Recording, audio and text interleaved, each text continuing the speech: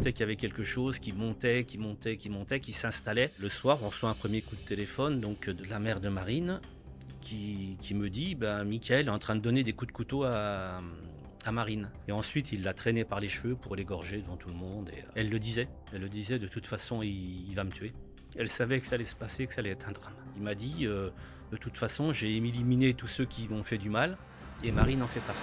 Salut à toutes et à tous, et j'espère que vous allez bien. Je suis très heureux de vous retrouver pour cette nouvelle vidéo dans le monde d'Olivier. Régulièrement, nous vous raconterons ces histoires de violences vécues par des femmes parce que nous sommes aujourd'hui dans un pays qui ne protège pas ces femmes. Chaque jour, des femmes sont violentées. Chaque jour, des femmes sont battues. Et puis, arrive le pire. Parfois, certaines perdent la vie. Aujourd'hui, nous allons accueillir un papa qui a perdu sa fille dans des circonstances particulières. Et je suis ravi de vous accueillir, Daniel Dupuis. C'est la première fois que je vous appelle par votre nom. Après, je vous appellerai Daniel. Et vous pouvez m'appeler Olivier, bien évidemment. Bonjour Olivier. Bonjour Daniel. Nous allons d'abord faire la connaissance de Marine. Parce que c'est important de se souvenir de Marine, de la femme qu'elle était. Et puis, vous allez nous raconter dans quelles circonstances elle a perdu la vie, et puis quel a été aussi le calvaire que vous avez vécu ensuite en tant que proche et victime aussi collatérale de l'horreur que Marine a vécue, puisque Marine a été assassinée le 18 août 2014 dans l'Aude par son compagnon. Quelle jeune femme était Marine ?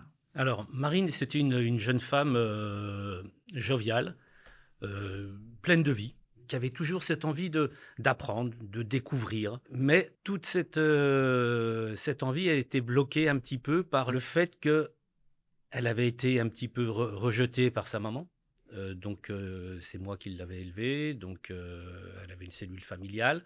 Mais son objectif, c'était toujours de retrouver sa mère. Elle essayait toujours d'atteindre cet objectif et à partir de 20 ans, elle est partie retrouver sa maman qui était dans le sud. Oui. Et c'est de là où elle a trouvé un compagnon qui travaillait sur la même exploitation où travaillait sa maman. Et à partir de là, je pense qu'elle a commencé à vivre son calvaire et sa descente aux enfers. Alors, on va revenir bien évidemment dans ce que vous appelez cette descente aux enfers. Mais comment est-ce que vous avez vécu, vous qui l'aviez élevée, qu'elle parte rejoindre sa mère ? Parce que je crois savoir que même lorsqu'elle rejoint sa mère, les rapports restent compliqués avec cette femme. Moi, je l'ai bien vécu parce que je savais que c'était son objectif à elle. Elle le souhaitait, elle le voulait, je l'acceptais tout à fait. Je l'ai même aidé, je l'ai même accompagné dans cette démarche. Mais je savais que ça allait être très, très compliqué pour elle, et ça l'a été. Et cette mère qui aurait dû être aimante, protectrice et tout, ça a été tout à fait l'inverse qui est arrivé. Et je pense que tout le lien du féminicide a aussi des conséquences par rapport à cette vie avec sa mère. Nous le verrons. La maman, la mère de Marine, a joué un certain rôle dans cette histoire. Exactement, ouais. Que fait Marine lorsqu'elle rejoint sa mère dans le sud ? D'abord, elles habitent ensemble ou elle prend une maison indépendante, Marine ? Alors, Marine, déjà, je vais replacer par rapport à Marine, scolairement, donc elle obtient son bac, elle doit partir en fac de lettres, de langue, parce que c'est quelqu'un qui aimait apprendre, c'est quelqu'un qui aime voyager, c'est important, qui est intelligente et qui veut apprendre. À partir du moment où elle part chez sa maman, elle arrête tout. Elle arrête tout et va travailler dans les vignes comme ouvrière viticole chez sa mère. Je pense que c'était pas cette vie-là qu'elle voulait. Elle la subissait parce que c'était l'effort qu'elle faisait pour pouvoir rejoindre sa mère et être reconnue par sa mère. Mais ce n'était pas elle. Ce n'était pas elle. Et on a longuement discuté et c'était compliqué pour elle, mais elle est obligée de passer par là. Et c'est là où elle rencontre un ouvrier aussi viticole, à ce moment-là aussi, donc dans l'exploitation. Est-ce qu'à cette période-là, Daniel, vous la sentez un peu déracinée ? Parce que finalement, elle quitte une vie où elle veut apprendre, où elle veut s'enrichir, se cultiver, et puis faire des études qui l'amèneront vers un métier dont elle a toujours rêvé, hein, puisque je crois qu'elle voulait enseigner, Voilà, c'est Marine. ça, ouais. Et puis là, elle se retrouve alors dans un autre milieu qu'on peut adorer, hein, le milieu de la terre. Mais est-ce qu'elle le vit bien à l'époque? Elle le vit bien parce que c'était les efforts à faire pour pouvoir être auprès de sa mère. Et c'est ce qu'elle, depuis toute petite, c'était quelque chose qu'elle voulait et qu'elle pouvait faire tous les efforts possibles, aller au bout du monde pour pouvoir justement être au contact de sa mère et retrouver une affection avec sa mère. Mais je savais très bien qu'au fond de moi, c'était pas elle. C'était pas ça, sa vie. Et petit à petit, je m'en suis rendu compte et voilà, on va dire la suite m'a donné raison et voilà. Dans les premiers temps, elle vous parle un peu de sa vie là-bas, du côté de Narbonne. Elle s'ouvre à vous un petit peu de ce qu'elle vit avec sa mère, de ses rapports qui restent compliqués, ou finalement elle vous protège un peu et elle ne vous en parle pas? Alors elle est plus dans la protection. Elle est plus dans la protection de dire bah, tout va bien, tout se passe bien. Alors que je sais qu'au fond au fond de moi-même, c'est pas que comme ça, parce que souvent c'est la vie de Marine, elle était faite de hauts et de bas, c'est-à-dire que ça montait en conflit avec sa mère et ça redescendait après, ça montait en conflit, etc. Et quand tout va bien, bah, c'est vrai que pour Marine, c'est quelque chose, c'est que du bonheur pour elle, parce que c'est ce qu'elle cherche. Et quand tout va mal, eh ben, c'est là où voilà, elle reprend contact, où on discute ensemble et on se retrouve ces moments de révolte et ces moments un petit peu de déception, quoi. Comment vous expliquez les rapports compliqués avec cette mère? C'était quoi son problème à cette mère? Ben, c'est des rapports, c'est incompréhensible. C'est incompréhensible, c'est-à-dire qu'au moment de la séparation, donc c'est sa mère qui avait la garde. Oui. Elle est partie aux États-Unis avec Marine. Ils sont partis 6 mois, 7 mois. Et du jour au lendemain, elle a mis Marine dans l'avion. Je l'ai récupérée à l'aéroport à Paris. Et à partir de là, ça a été terminé. Je pense que cette mère s'est rendue compte qu'avoir un enfant, bah, c'était faire des efforts, c'était s'en occuper, c'était voilà, oublier un petit peu du côté de sa vie et penser à son enfant. Et je pense qu'elle n'était pas prête. Elle était pas Il y a prête. des femmes qui ne sont pas faites pour être mères. Donc, Voilà, si je je pense. vous écoute bien, Voilà. c'est un peu le cas de cette femme. Voilà. Bon, mais il y a l'amour de Marine pour sa mère. Il y a cet amour qui l'attire comme un aimant. Elle va à Narbonne, en tout cas dans cette région, et elle va faire la connaissance de Michael Valarcher, qui va devenir son compagnon. Elle vous parle de ce garçon dès le début? Alors, elle nous le présente, elle nous en parle, elle nous le présente. On va dire, c'est un garçon très discret, très, on va dire, respectueux aussi. Que fait-il dans la vie, lui? Il était bah, ouvrier viticole aussi, là-bas, sur l'exploitation. Donc, parlait pas beaucoup, il était assez renfermé. Mais bon, ce qui peut se comprendre quand on rentre dans une famille, voilà, on prend toujours un peu de recul, on prend ses distances. Et Quelles sont les premières impressions, vos premières impressions? Qu'il est un peu introverti, qu'il est timide, ou que c'est un taiseux? voilà, je dirais plus introverti. Mhm. Introverti et que c'est quelqu'un qui, pas qui cache des choses, mais qui a des choses en lui qui n'arrivent pas à sortir. Vous le sentez pas vraiment? Voilà. On sent que par rapport à Marine, voilà, je la connaissais, qui est quand même plus ouverte, plus joviale, qui a envie de faire des choses, qui a envie de... Voilà. Et lui est plus voilà, renfermé et concentré sur lui-même. Et voilà. Donc là, on peut voir une sorte de yin et de yang. Un garçon qui est plutôt introverti, taiseux, et qui est avec une femme un peu solaire, qui a le contact facile, qui aime parler, qui aime communiquer. Parce que Marine, c'était quand même beaucoup ça. Entre l'amour des animaux, hein, puisque je sais qu'elle adorait les chiens aussi. Et ça, je vais vous dire, les gens qui aiment les chiens, moi, ça me rend complètement gaga, mais je sais que les gens qui aiment les chiens sont des gens gentils. Vous voyez ce que je veux dire? J'ai toujours vu que les gens qui vouent vraiment de l'amour aux chiens sont des gens qui généralement sont gentils, sont sensibles, sont... Qui ont besoin de donner de l'affection et qui ont Exactement. besoin de, voilà, de recevoir en même temps par l'animal. Et je pense que Marine, c'était ce côté affectif qui lui manquait. Et elle leur donnait au niveau des animaux et en même temps elle leur recevait Mhm. parce qu'ils sont reconnaissants de l'amour qu'on va leur donner. Ah oui, plus que reconnaissant. Voilà, et plus que certains adultes par rapport à Marine. Et Oui. je pense que c'était important pour elle et je pense qu'avec son conjoint, il n'y avait pas d'amour. Il n'y avait pas d'amour. Vous pensez qu'il n'y a pas d'amour dès le début? Ouais. C'est votre sentiment? Voilà, on en discute, voilà, ils sont ensemble. Ils Mhm. sont ensemble, on accepte le choix de Marine, bien sûr, hein, mais on sent qu'il n'y a pas, voilà, qu'il n'y a pas, il y a pas d'amour, il y a pas de, on vit pas des choses, ils vivent pas des choses ensemble, ils vivent ensemble, mais ils ne vivent pas des choses ensemble. Elle vous en parle un peu ou elle reste discrète? Non, elle reste discrète parce qu'en même temps, une certaine période, donc on va dire, Marine bon, ne travaillait pas, donc suite ils se sont connus dans l'exploitation. Et Marine s'est détachée, voilà, elle se détache un peu de sa maman, de sa mère à ce moment-là, et ils vont habiter en dehors de l'exploitation. Voilà, il y a des tensions, comme je vous ai expliqué, il y avait des hauts, il y avait des bas, il y avait voilà. Quelle relation cet homme a avec la mère de Marine? Parce qu'il la connaît depuis un moment, je crois, hein, Voilà. la mère de Marine. Alors les relations, c'est que, eh ben, on va dire que la mère de Marine prend vraiment en couple, en affection, ce garçon, Comme si c'était son fils. comme si c'était son fils, et même plus que sa fille. Ce qui paraît assez incroyable, hein, Ce c'est qui ça. paraît C'est assez qu'elle incroyable. elle a plus de démonstration d'affection pour ce garçon que pour sa propre fille. Voilà, exactement.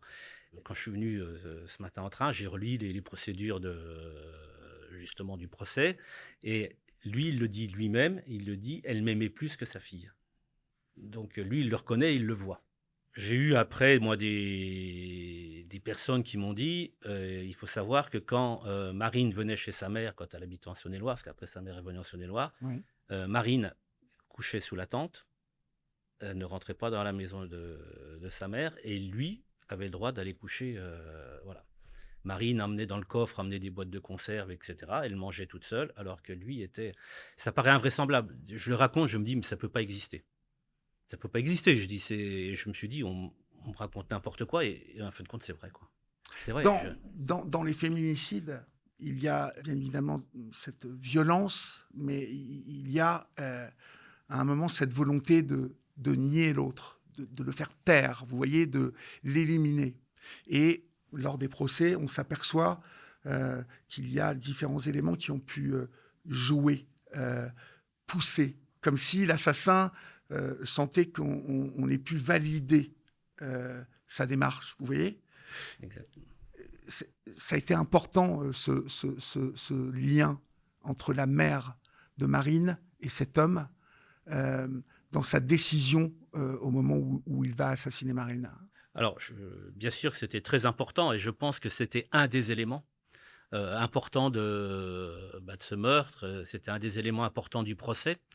Il faut savoir qu'au moment où ça s'est passé, au mois d'août 2014, donc le procureur était en vacances, c'est le substitut du procureur qui était là. La juge, c'était Élodie Bataille qui était juge d'instruction à ce moment-là, avait demandé une commission rogatoire en Saône-et-Loire pour savoir les 10 jours qu'il avait passés en Saône-et-Loire avant, qu'est-ce qui s'était passé. Sauf que la juge été soit mutée, soit changée de poste, et pendant un long moment, il n'y a plus eu de juge. Donc du coup, la procédure est restée à ce qu'il en était de l'enquête de gendarmerie, et ça n'a pas été plus loin. Mais je pense que la juge de l'époque a vu qu'il y avait quelque chose, et va tout à fait dans votre sens en disant qu'il y a eu une influence, il y a eu une orientation pour que le meurtrier qui, on va dire, dans sa tête, voilà, était influençable, voilà, prenait pas de décision et tout, et puis être influencé par ce qui s'est passé durant ces 10 jours.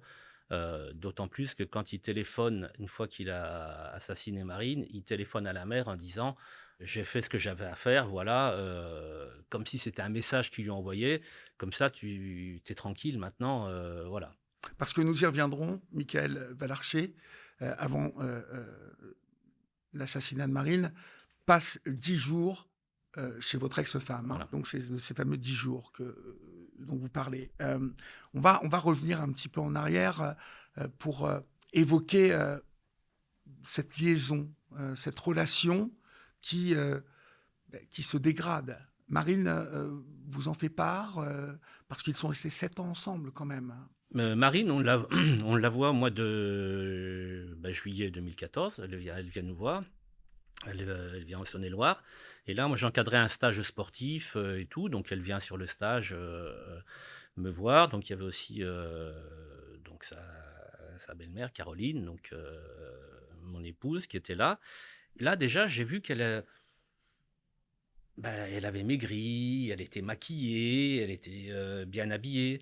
Alors que quelque temps avant, c'était au mois de janvier, on s'était vu, elle était toute ronde, habillée, on va dire, un peu Elle ne plus prenait pas vraiment soin simplement. d'elle. Voilà, voilà. Et quand je la vois arriver, je lui dis: «Ouh mais tu changé, dis donc, tu toute mignonne, tu es Ouais. toute belle et tout», et donc elle me dit: «Oh j'ai arrêté le pain et le fromage, quoi». Je dis: «C'est aussi simple que ça», je dis: «Il y en aurait beaucoup qui y arriveraient, quoi, hein», donc je pense que voilà. Et il y a quelque chose où on sentait qu'elle s'épanouissait, qu'elle allait voler, qu'elle allait de ses propres ailes, quoi, hein, donc on a discuté un petit peu et à un moment donné, elle a dit: «J'appréhende beaucoup le mois d'août avec Michael parce qu'il vient de perdre son travail et j'appréhende beaucoup ce mois d'août», et il y avait une crainte qui arrivait, il y avait une peur. Oui, mais cette peur, elle correspondait aussi à un changement de vie, que Marine était en train d'amorcer. Parce que, elle allait, elle se dirigeait enfin vers quelque chose au niveau professionnel, qui allait l'épanouir. Voilà, donc elle nous dit: «Voilà, j'ai repris mes études, là, je vais passer un master d'occitan», donc elle était à la fac de Montpellier, Ouais. donc pour être enseignante dans une école occitane, donc une calandreta, et elle s'engageait à ça, et donc et en même temps, elle travaillait. Donc moi, j'ai eu sa responsable de formation, à Montpellier, qui m'a dit: «Vous savez, monsieur Dupuis, on n'a jamais vu quelqu'un aussi investi et travailleur», parce qu'en même temps, Marine, elle travaille et en même temps, elle fait ses études. Et elle me dit: «C'est la première fois que je vois quelqu'un», voilà, donc elle était passionnée, et elle avait envie. Et cette envie, elle la mettait, dans son travail, voilà, dans ses études, parce que c'était le moment où elle sentait qu'elle devait se détacher, je dirais, aussi bien de son compagnon, de Michael Wallerché, que de sa mère. Je pense que c'était le moment où elle allait s'envoler, et être autonome, et Avant cela, Daniel, vous aviez eu vent de violences, ou de rapports tendus dans le couple? Est-ce qu'elle vous avait confessé que ça n'était pas facile avec lui? Parce que parfois, un féminicide est le premier acte violent. Il n'y a pas eu, parfois, même de coups échangés, ou de violences. Il y a eu des violences psychologiques, mais il n'y a pas eu obligatoirement de contact physique. Est-ce que aujourd'hui, vous savez si il y avait eu des choses entre eux qui avaient dépassé les bornes? non, à ma connaissance, non, il n'y avait pas eu ces violences, déjà ces coups qui arrivent, qui sont progressifs, qui augmentent de plus en plus. Je pense qu'il y avait beaucoup de violences psychologiques. Il était jaloux? Alors, je pense qu'il a été jaloux à partir du moment où elle s'est transformée, ou à partir du moment où elle s'est, on va dire, embellie, où elle s'est, voilà. Et là, à partir de là, il a vu qu'il la perdait. Et donc, il y a une sorte de jaloux, comme on dit, comme disait Laurence Rossignol, la sénatrice, la jalousie, c'est un tue l'amour, quoi, hein. Donc, Oui, vous savez, il y a beaucoup d'hommes. Pourquoi tu t'habilles comme ça? Pourquoi tu t'es maquillée comme ça? Pourquoi tu as mis cette robe? Pourquoi tu hmm, t'es fait jolie? Il voilà, y a beaucoup d'hommes qui ne supportent pas l'idée que que leur leur femme femme plaise. soit tout Puis simplement ça bien, présentable, jolie. ouais. Pour certains hommes, C'est le rapport à l'autre. c'est le rapport à, Ouais, quelqu'un va regarder ma mmh. femme. Comme si la femme lui appartenait. Exact. Mais de toute façon, ça part de là. Mmh. Tous ces hommes Oui, qui violentent leur femme ou vont jusqu'à assassiner leur femme considèrent que c'est leur propriété. voilà, et c'est quand ils la perdent qu'ils prennent la décision de dire: «Il faut qu'elle disparaisse, mais elle n'a pas le droit de me quitter». Mm. Marine, vous avez fait part de sa peur. Pas vraiment, parce que nous, on était allés passer quelques jours en janvier, donc à Narbonne, donc Ouais. à Saint-Laurent, pour passer quelques jours avec eux, et là, on avait senti quelque chose. Leur relation déjà très tendue. Mhm. Déjà, ils dormaient plus dans la même chambre, et lui, il jouait aux jeux vidéo. Il avait joué aux jeux vidéo toutes les nuits, il jouait aux jeux vidéo, et on était avec les enfants, il y avait Léa et Nathan aussi, et on avait trouvé un climat malsain, un climat où c'était inquiétant, c'est angoissant. Voilà, c'est le mot, c'est ça. C'était angoissant et on avait eu du mal à dormir les nuits et on entendait ces jeux vidéo très, très violents. Il jouait toute la nuit à Il ce jouait jeu? toute la nuit, ouais. Il D'accord. jouait toute la Pendant que nuit et Marine était en train de dormir, voilà, pendant que Marine dormait et du coup, elle dormait avec ses chiens ouais. et elle préfère dormir avec ses chiens que, voilà, dormir avec son copain. Alors, le matin, on se regardait avec Caroline et on avait, voilà, ce sentiment d'angoisse, mais il y avait rien qui sortait. Il y avait rien qui sortait et voilà, après, comme tout, on avait accepté, la situation, mais on sentait qu'il y avait quelque chose. On sentait qu'il y avait quelque chose qui montait, qui montait, qui montait, qui s'installait et un petit peu, ouais, quand même. De toute façon, pour arriver au féminicide, on sent que c'est quelque chose qui monte et qu'on n'arrive pas à casser ou qu'on n'arrive pas à faire redescendre et ça monte, ça monte, ça monte de plus Mmh en plus. mh. Vous savez à quel jeu il jouait ou pas du tout? Non, je sais pas du tout. Fortnite ou des choses comme ça? Non, non, c'était alors, C'était des jeux de ouais, guerre? très, très violent. Je pense qu'il devait jouer en ligne et des jeux de guerre, voilà, c'est, Pendant que, Marine, se prépare donc à enseigner, l'occitan. En tout cas, elle faisait des études, dans ce sens, et pendant qu'elle s'épanouit. Ça l'a gêné de voir, cette transformation? bah, alors lui, ça le gênait, lui, parce que du coup, il se retrouvait à plus être en phase, on va dire, avec Marine. Parce que Marine avait ses amis, Marine avait ses amis un petit peu d'études, ses amis du travail, ses amis avec justement les chiens de troupeau. Marine Euh, é échappée. voilà. Elle construisait son monde. Ouais. Elle construisait son monde qui lui correspondait. Et c'est à ce moment-là, ça lui correspondait. Et c'est ce que je disais tout à l'heure. Marine, elle allait se retrouver. C'était elle. Oui. C'était elle. Elle construisait un monde dans lequel, Michael n'avait pas sa place. Voilà. Ou en tout cas, où il ne la trouvait pas plutôt. Parce que finalement, avec du recul, quand on connaît un peu Marine, comme j'ai l'impression de la connaître, elle lui aurait fait de la place dans ce monde s'il avait voulu. Vous voyez ce que je veux dire? S'il avait émis l'envie de s'intéresser à elle, vous voyez, de faire des efforts. Alors, moi, je pense que ça correspondait plus du tout. Oui, non, mais ça, je vous parle Oui. vous voyez, de champ des possibles. Oui. Sauf qu'il n'a jamais voulu aller vers Marine et vers ce monde-là. C'était un homme assez buté. Oui, et il était, voilà, il était renfermé et tout, et pour lui, c'était un monde inaccessible. C'était trop loin pour lui. Ça correspondait pas à ce qu'il pouvait faire et les relations qu'il voulait avoir avec Marine. Revenons donc à cet été où elle vous parle de cette échéance à venir et de cette peur. Vous m'avez parlé de sa peur. Ouais, Elle avait peur de quoi? d'angoisse, d'appréhension, ouais. Appréhension par rapport à la réaction de son compagnon? De se retrouver seul à seul avec lui, parce que lui allait être au chômage, c'est les vacances, et elle appréhendait beaucoup. Il y avait quelque chose je pense qu'elle devait sentir un danger, et elle l'appréhendait. Mais nous, on ne l'a pas interprété de cette façon-là. On s'est dit, bon, oui, parce qu'ils vont peut-être se retrouver un petit peu tous les deux, ça va être compliqué, la relation de couple, parce que peut-être qu'ils fassent des choses ensemble, parce que, etc. Mais on ne l'a pas pris comme quelque chose de dangereux. À aucun moment, Daniel, vous n'avez été traversé par l'idée que cet homme pouvait faire du mal à votre fille? Non, aucun moment. Aucun moment. Aucun moment. Alors, on va venir sur le jour, hein, en tout cas les circonstances de l'assassinat de Marine, parce qu'il y a ces fameux 10 jours, puisque Michael Lavarché va assassiner Marine le jour de son retour, hein, Voilà. de ces 10 jours passés chez la mère de Marine. D'abord, pourquoi il va 10 jours chez cette femme? Alors, moi, j'ai été le premier surpris aussi. Moi, déjà, j'apprends la mort de Marine. Donc, on rentre de vacances et le soir, on reçoit un premier coup de téléphone donc, de la mère de Marine qui me dit Michael est en train de donner des coups de couteau à Marine. Et je lui dis mais c'est à 500 km, comment tu sais ça et qu'est-ce qui se passe et tout. Donc elle me dit je te rappelle, donc elle raccroche. Ça faisait 10 ans que j'avais pas eu de relation de contact avec la mère de Marine. D'accord, c'est la première fois que vous lui reparliez Voilà, depuis 10 ans. voilà. Et je me dis mais qu'est-ce qui se passe? Donc j'essaye d'appeler les hôpitaux, les gendarmeries autour de Narbonne et tout. Je n'obtiens rien et 10 minutes après elle m'appelle. Elle me rappelle et elle me dit ça y est, Marine est morte, Michael a tué Marine.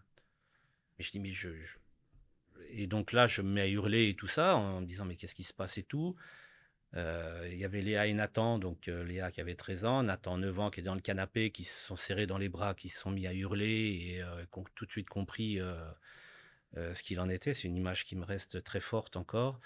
Donc je lui ai dit, ben, viens à la maison tout de suite, quoi. Viens m'expliquer, viens à la maison et tout. Et donc elle arrive à la maison et elle arrive chez nous et elle me dit, c'est de ma faute, j'aurais pas dû dire ça, j'aurais pas dû faire ça. Alors à ce moment, je lui dis, mais c'est pas de ta faute, c'est à 500 km, comment tu veux que ce soit de sa faute? Et elle me dit, ben, Michael était chez nous pendant 10 jours et on vient de le mettre dans le train, quoi. Et c'est là où alors soi-disant qu'ils avaient des travaux à faire. Oui. Et que lui était venu les aider pour les travaux. Donc, et Marine était restée à Saint-Laurent. Donc voilà. Et de seul coup, dans ma tête, il y a tellement de choses qui se passent, incompréhensibles. Qu'est-ce qu'il faisait là 10 jours? Pourquoi voilà, Marine était restée là-bas? Pourquoi c'était de sa faute?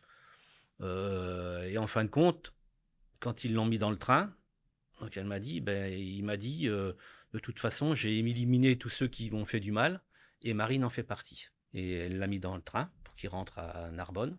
Et au téléphone, elle a obligé Marine à venir le chercher à la gare et en lui disant, t'as intérêt à venir le chercher, autrement je suis plus ta mère. Voilà. Et voilà, il y a eu des menaces et tout. Elle ne met pas une seule seconde en garde Marine Voilà. sur le fait, qui va de l'état revenir, d'esprit de Michael. Voilà, qui va venir en étant remonté, en étant voilà, avec des intentions violentes et tout, quoi. Donc c'est ce qui est incompréhensible et tout se déroule à partir de là, à partir du moment où elle va le chercher à la gare, où Marine, on va dire, a pris une décision et en fin de compte ne veut plus vivre avec Michael Valarcher et voilà, là commence la rupture, où commence un petit peu les prises de décision pour se séparer, quoi. Est-ce que vous pensez que c'est donc dès le retour de Michael Lavarcher, donc qui débarque de ce train, après avoir passé 10 jours chez sa belle-mère, hein, la mère de Marine, que Marine lui annonce qu'ils vont se séparer? Alors Marine lui annonce pas comme ça. Elle est très froide quand elle vient le chercher à la gare. Voilà, elle vient le chercher. Elle est très froide, elle dit pas grand-chose et voilà, elle le ramène à Saint-Laurent.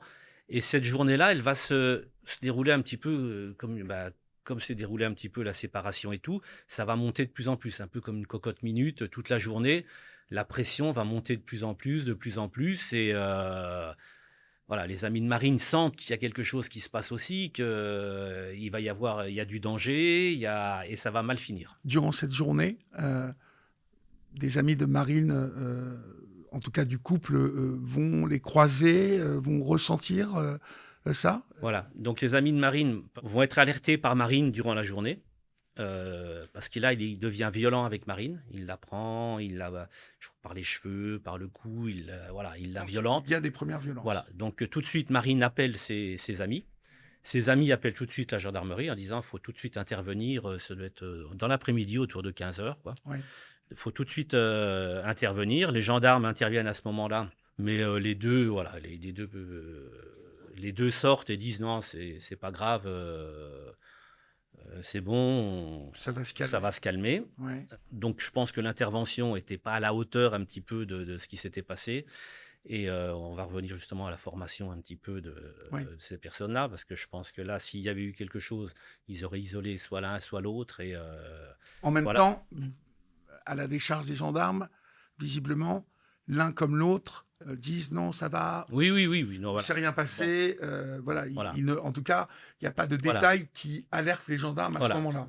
Voilà. Sauf que les copains à ce moment-là arrivent Oui. et croisent les gendarmes. Oui. Voilà, donc ils s'arrêtent en disant c'est moi qui vous ai appelé parce que j'allais voir Marine et tout ça, il y avait des problèmes et les gendarmes étaient remontés contre lui en disant la prochaine fois vous m'appellerez pour quelque chose qui soit plus important. Vous ne nous dérangerez pas pour rien. Voilà. Donc on sent que la journée c'est de plus en plus compliqué et en même temps lui, Michael Valarcher, est toujours en contact téléphonique avec soit la mère de Marine, soit le beau-père.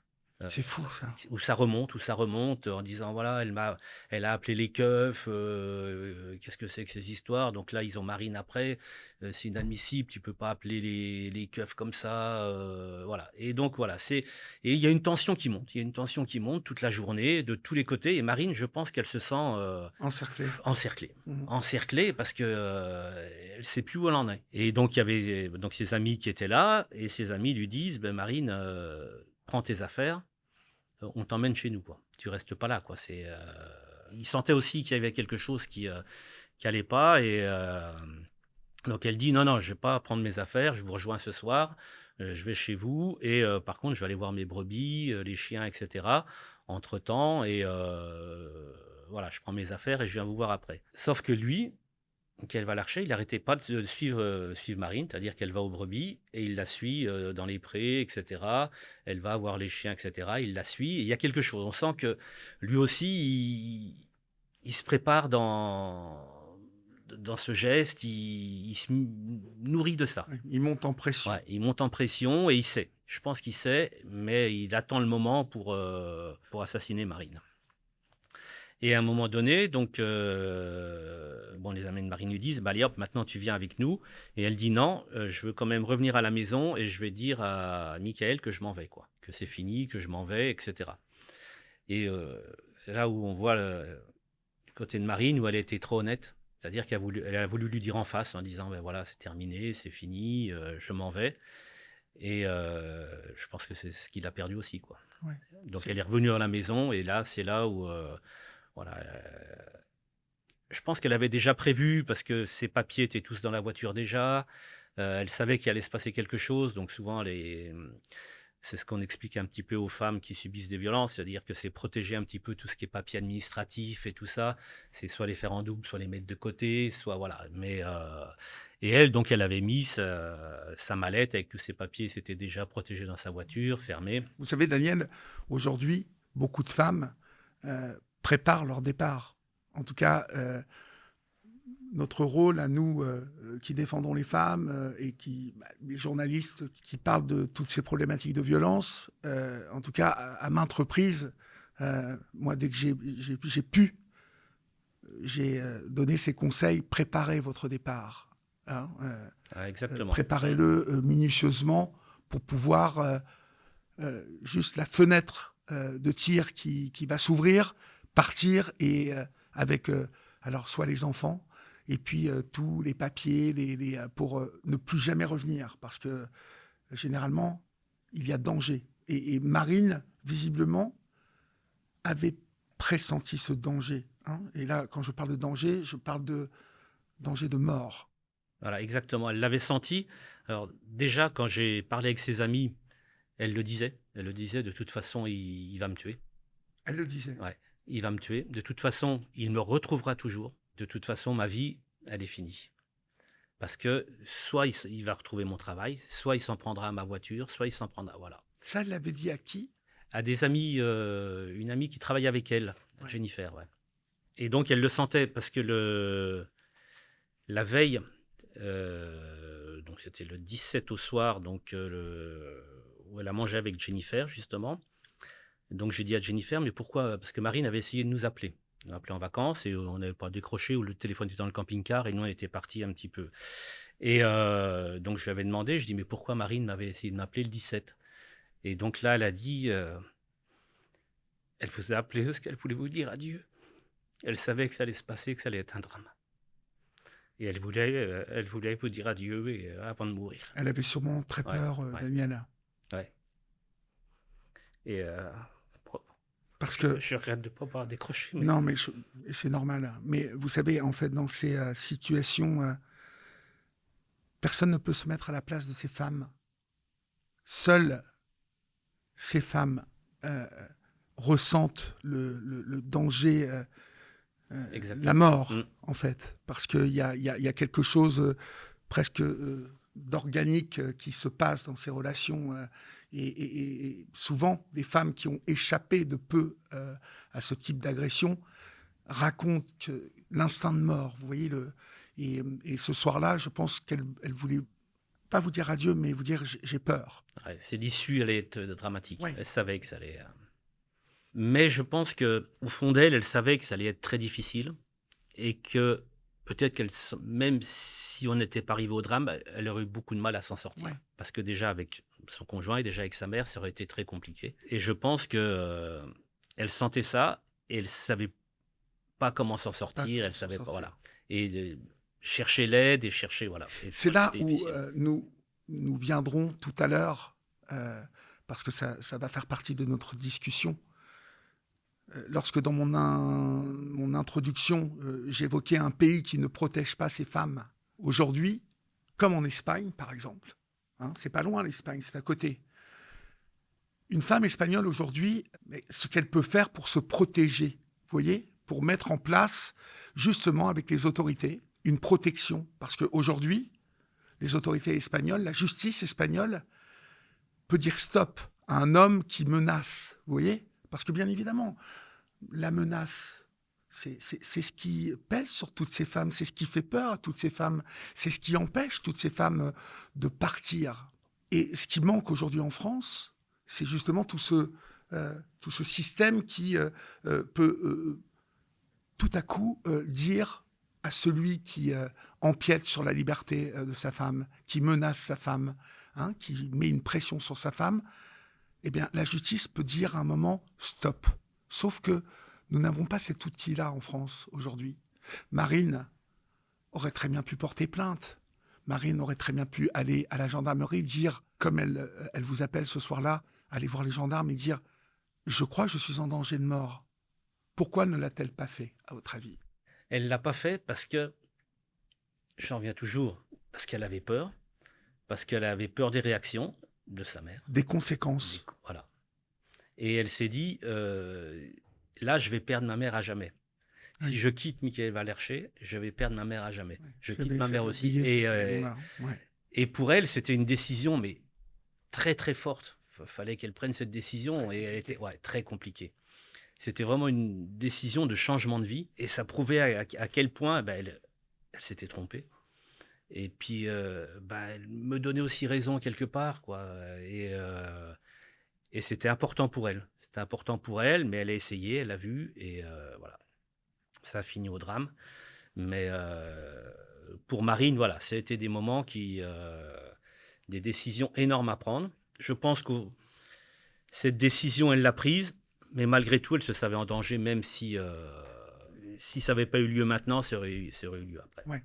Et on le voit actuellement dans les meurtres sur ex-conjoints, des personnes qui sortent de prison, mais qui ont toujours en tête la vengeance, d'aller éliminer leur ex-femme, leur conjointe, et on le voit. Et je comprends ces femmes qui se disent, comme se disait Marine, je ne serai jamais tranquille. Oui, mais encore une fois, je l'assène. Au Canada, en Espagne, aujourd'hui, il y a une tolérance zéro. Vous savez, à un moment, un animal, il ne va comprendre qu'une chose, c'est la trique. Vous voyez? Et je ne suis pas loin de considérer qu'un homme qui frappe une femme, il n'est pas loin du niveau zéro de conscience. Vous voyez, un homme qui frappe une femme, on en arrive là au niveau zéro de tolérance. Vous voyez, au niveau zéro de je te frappe, je te violente, parce que je n'ai plus que ce moyen-là pour te nier, pour t'éliminer, pour te faire fermer ta bouche. Vous voyez? Ouais. Et c'est ce qui s'est passé ce jour-là, lorsque Marine annonce à Michael qu'elle va partir. Il ferme la porte, il prend un couteau et il lui assène 18 coups de couteau. Voilà. C'est-à-dire que ça se passe à l'intérieur. Bon, c'est à l'intérieur de la maison, donc Marine veut fuir par la cuisine, mais la porte a été fermée à clé. Ouais. Donc elle essaye de se défendre, elle hurle, elle passe par le garage. Et, elle a réussi à sortir dans la petite cour qui est derrière la maison. Et lui, il continue devant les témoins, donc à lui asséner. Parce qu'il y a des témoins en plus. Il y a des témoins, et il continue à lui asséner des coups de couteau. Et c'est vraiment des coups de couteau pour tuer. Il y a 3 coups de couteau donc qui sont mortels. Et on va dire les 2 derniers, c'est vraiment un coup de couteau au niveau de la cage thoracique, où il la tient, elle est assise et vraiment et les experts au tribunal ont vraiment dit que c'était il y a eu un enfoncement de la cage thoracique. On voit ça que dans les grands accidentés de la route. C'est vraiment quelque chose de très violent et ensuite il l'a traîné par les cheveux pour l'égorger devant tout le monde et voilà. Donc il était déterminé et voilà, c'était, Un animal. ouais, il Un voulait vraiment animal. tuer, quoi. Oui. Là, il en est C'était rendu à éliminer quelqu'un, l'état ouais.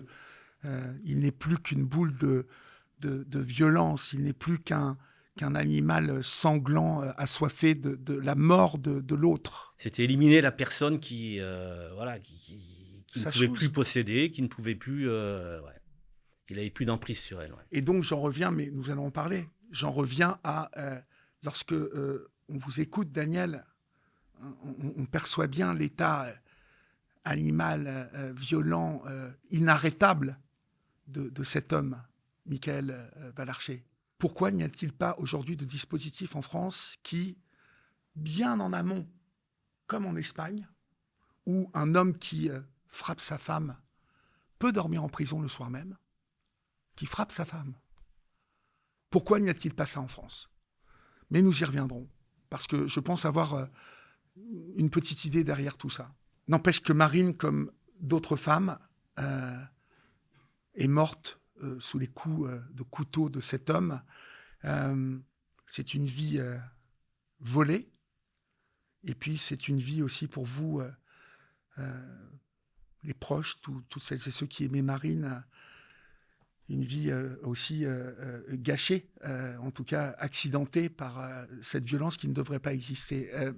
Il y a dans l'attitude de Michael Lavarcher aussi quelque chose qui m'a saisi.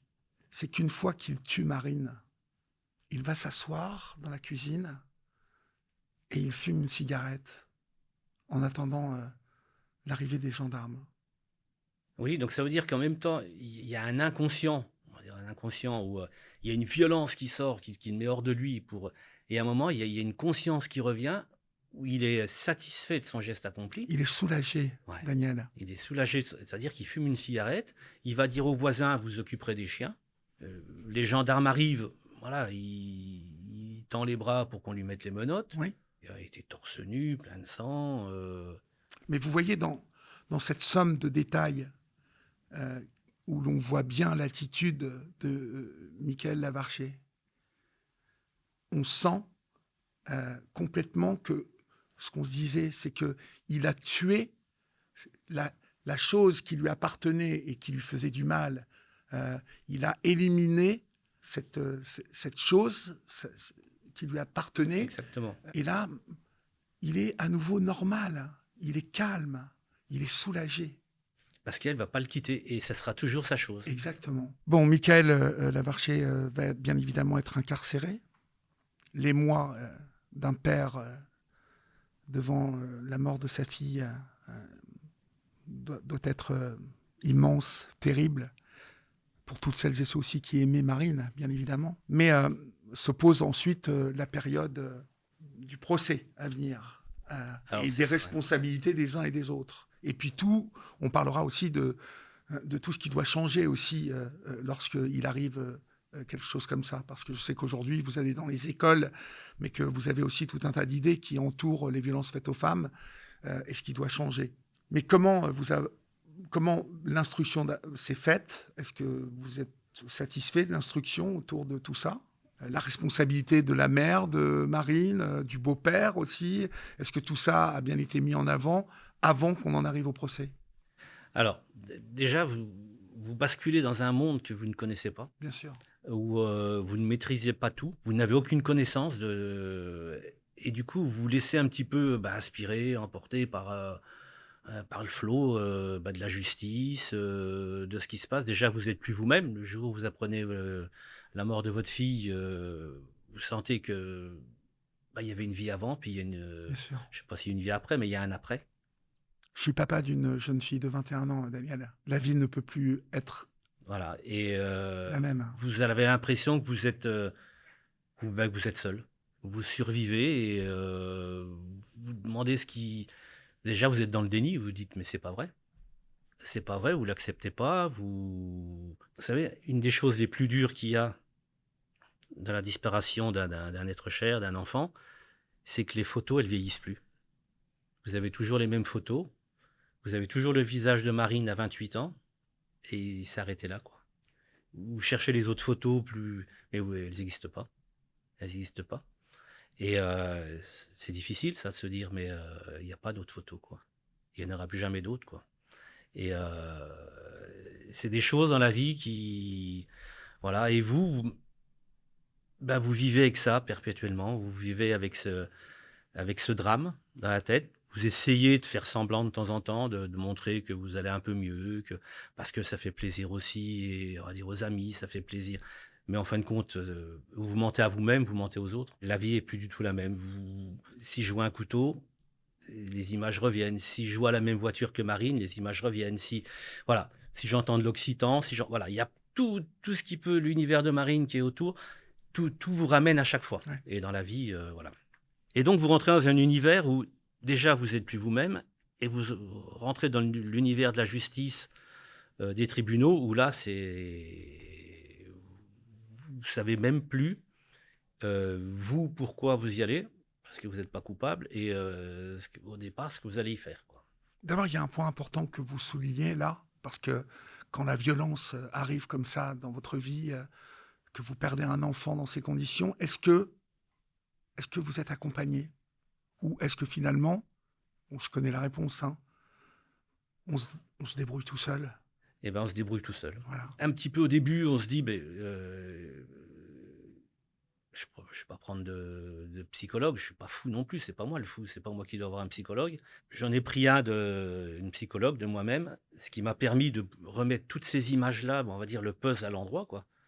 Parce que toutes les, tout ce qui se passait, tout ce qui s'était passé, j'arrivais pas à le mettre dans l'ordre. Fallait que vous compreniez.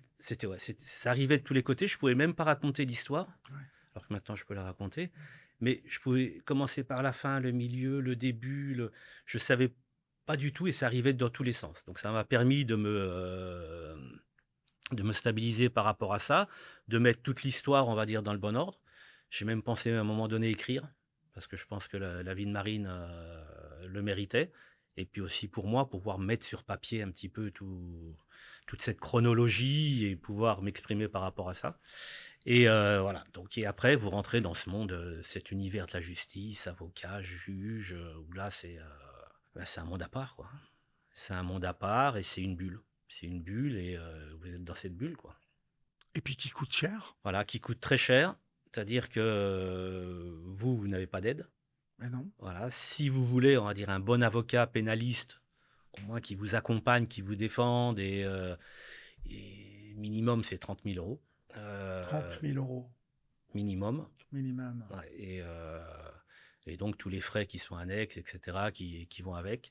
C'est énorme, c'est énorme. Et 30 000 euros, je le précise, qu'on a de grandes chances de ne pas récupérer, vraiment, et surtout avec un appel qui est doublé.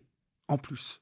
Donc ça veut dire que, voilà, je reviens parce qu'il y a le procès d'appel. Il y a un procès d'appel, ça veut dire qu'on vous dit, ah bon, on oublie le premier procès, il n'existe plus. Ouais. On revit Voilà. à nouveau Voilà. l'horreur. Ça veut dire que les 30 000 euros, vous les avez, ils sont pas Engloutis. oubliés. Ils sont Ouais. pas oubliés, voilà. Ouais. Et donc voilà, il y a une injustice par rapport à la justice. Et on défend plus l'accusé que les personnes qui sont parties civiles, qui sont...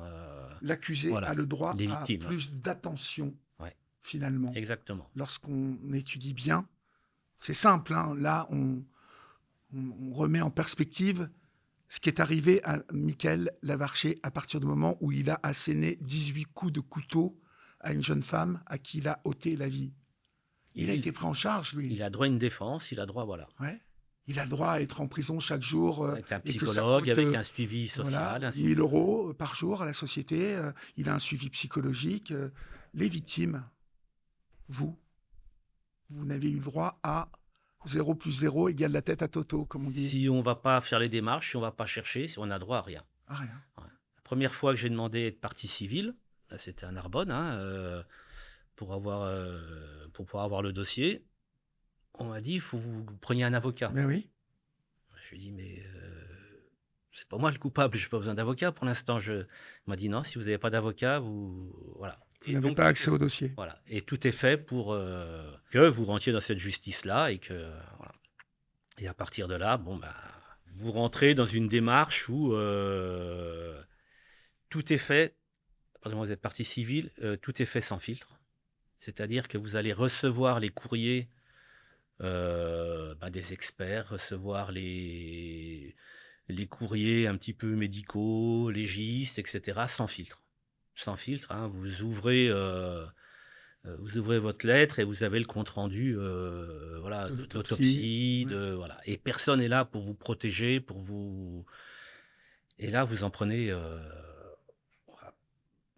voilà, le cerveau, vous en prenez plein la tête, vous en prenez plein le corps, vous en prenez plein, et puis c'est l'image de Marine qui revient et voilà, il y a les comptes rendus d'interrogatoires, il y a les et là, voilà, vous apprenez des choses, vous avez vraiment c'est un monde sans filtre. La justice, c'est un monde sans filtre et vous n'êtes pas protégé non plus, vous n'avez pas de filtre non plus par rapport à ça. 2 procès, Daniel. Comment se sont-ils déroulés ces procès? D'abord, le premier. Quelle est l'attitude de l'accusé? Et je suppose qu'il a de la famille. Voilà, Il donc y a aussi ses avocats ou son avocat. Comment est-ce que vous vivez ce alors premier le procès? premier procès, c'est, l'appréhension, c'est pas le procès, je sais pas, c'était de le voir. Ouais. De se dire: «Il va arriver» et d'être face à face avec lui et là, c'était une appréhension ou une angoisse et on regarde un petit peu, on observe, et tout. Il y a toujours un côté avec la famille et puis un côté, on va dire, avec, voilà, les parties civiles, plus le côté un petit peu du côté du meurtrier et là, ce côté-là et ben, on observe. On observe, on regarde, on se demande dans quel monde on est et comme je disais tout à l'heure, c'est vraiment une bulle. On est vraiment à l'intérieur. On va vivre pendant une semaine et ben, dans son monde et l'extérieur n'existe plus, quoi. Certains évoquent parfois comme une pièce de théâtre et de se trouver là au milieu de, vous voyez, de quelque chose parfois auquel on ne croit pas appartenir et puis on se rend compte qu'on y appartient, puis on ressort de cette réalité. C'est très compliqué à vivre. Voilà, on ne maîtrise plus rien et il y a des choses qui sont dites, il y a des choses qui sont projetées, il y a des choses qui il y a pas de filtre. La justice, il y a pas de filtre et vous voyez des choses, vous entendez des choses, vous apprenez des choses Ouais. sur votre fille, sur, voilà, qui dites: «Est-ce que fallait le dire ou pas?» On dit tout. On dit tout et voilà et à chaque fois qu'il y a des interventions, on regarde toujours les réactions du meurtrier qui est derrière sa cage en plexiglas Ouais. et on regarde comment il réagit, qu'est-ce qui alors lui, il était assez froid, aucune empathie, aucune, voilà, il parlait pas. Il s'apitoyait sur lui-même. C'est-à-dire? Bah, il pleurait sur lui-même en disant, bah, Marine, Je l'aimais. si je l'aimais, Ouais. si elle avait pas dit ça, bah, je l'aurais pas fait. Mm. Voilà, donc c'était pas de sa faute à lui, hein, et elle avait qu'à pas partir, comme ça je l'aurais pas fait et puis on n'en serait pas là, donc Et voilà. parce que c'est ça dont je voulais vous parler. Le procès donne aussi la voix à l'accusé, à ses défenseurs. Et il y a obligatoirement dans la stratégie de ces avocats qui défendent cet assassin, la volonté de présenter Marine sous un autre Voilà, visage et d'en faire peut-être celle qui aurait dû agir d'une manière et pas d'une autre et qui a poussé cet homme à en arriver, le pauvre, dans ce voilà, pauvre box à pour pleurer l'amener petit à petit, voilà, sur pour qu'il lui-même. puisse, voilà. Mais les avocats sont encore pas trop allés dans, il y a eu quand même un Ça a respect été. par rapport, ouais, parce D'accord. que le Michael Valarcher parlait pas du tout. Donc ses avocats, moi son avocat essayait un petit peu de le faire parler, de lui faire dire les choses, de comprendre. Le procureur, le juge essayait un petit peu de comprendre les choses, mais à chaque fois, il se renfermait sur lui-même, sur son sort, et c'était lui, on va dire, la victime. Mhm. Et à chaque fois, donc même son avocat de Michael Valarcher est venu me voir et m'a dit, Monsieur Dupuis, je reconnais votre dignité, et vraiment, voilà, Bon, il faut préciser aussi que Michael Lavarché est un peu limité intellectuellement aussi. Voilà. Hein. L'erreur originelle, c'est que Marine n'aurait jamais dû se retrouver avec cet homme-là. Voilà, où se rendre compte tout de suite. Et Voilà, voilà. il n'était pas du tout du même, vous voyez, du même monde. Mais quand je parle du monde, je n'ai pas de classe sociale dans tout ça. Mais Marine était ouverte. C'était un peu une intellectuelle. Marine, en tout cas, elle s'intéressait à plein de choses. Lui, à part ses jeux vidéo et aller travailler la terre. Il y a eu un problème d'alcool à un moment donné. Voilà, tout est lié. Donc, ces deux-là n'auraient rien dû avoir à faire ensemble, normalement. C'est quand même la mère de Marine qui est au cœur de ça, quoi. Et oui, parce que vous analysez comme ça, mais la mère de Marine disait à Marine, il est trop beau pour toi, il est trop bien pour toi, et t'as rien à faire avec lui. Eh ben, voilà. Super maman. Voilà. Et du coup, on arrive à ce procès où voilà, tout le monde, les témoins passent, expliquent. Moi, au fond de moi, j'en voulais à l'avocat de Michael Valarché, parce que je dis, c'est pas possible que quelqu'un puisse se défendre. J'avais un petit peu pas cette haine, mais cette colère après lui, quoi. Et en fin de compte, il a été digne, et voilà, lui aussi, et donc il a maîtrisé un petit peu, on va dire, le procès.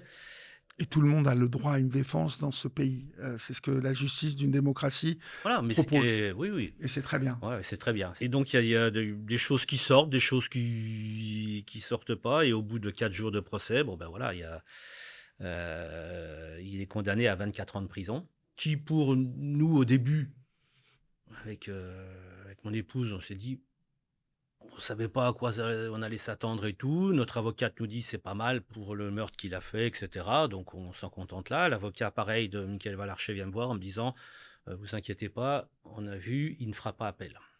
Est-ce que, pardonnez-moi de vous interrompre, mais est-ce que durant le procès, il y a la notion, vous voyez, de meurtre passionnel qui a essayé d'être introduite pour justement minimiser l'impact de la peine sur Michael Valarché? Alors, pas trop, l'avocat n'est pas parti là-dedans. Alors, c'est plus Michael Valarché à certains moments qui disait je l'aimais, voilà, elle était belle, je l'aimais, et qui pleurait sur son sort. Mais il est, on va dire, presque le procès allait que dans un sens. Et c'était fermé de ce côté-là. D'accord. Et il avait du mal un petit peu à sortir tout ça. Et c'était une juge, ce qu'elle voulait comprendre, c'est comment il l'avait fait et pourquoi il l'avait fait. Et il avait du mal à expliquer. Et qui l'avait poussé à le faire. Et ça, elle a insisté plusieurs fois, parce qu'elle sentait qu'il y avait cette faille qui était là et elle voulait que ça sorte, mais c'est jamais. On sait que la juge a pointé la responsabilité de la mère de Marine. Voilà, ouais, exactement. Et elle voulait que ça sorte, elle voulait pas que ça vienne d'elle, je sentais, et c'est jamais sorti. C'est jamais sorti. Voilà. Et lui aurait pu. Mais vous savez. Voilà, on savait, on attendait qu'il sorte, et en fin de compte. Mais c'est peut-être aussi l'occasion de le dire aujourd'hui. Vous savez quoi de ça? Qu'est-ce qu'elle a fait?